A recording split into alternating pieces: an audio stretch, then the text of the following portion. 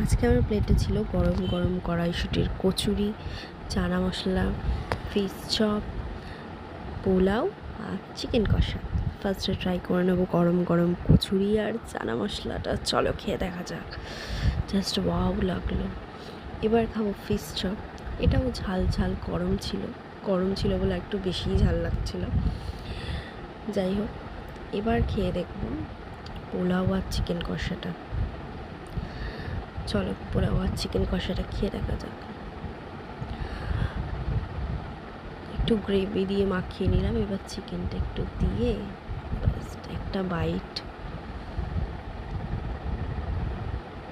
Just অসাধারণ। চিকেনটা একটু নরমই ছিল, নরম সফট ছিল।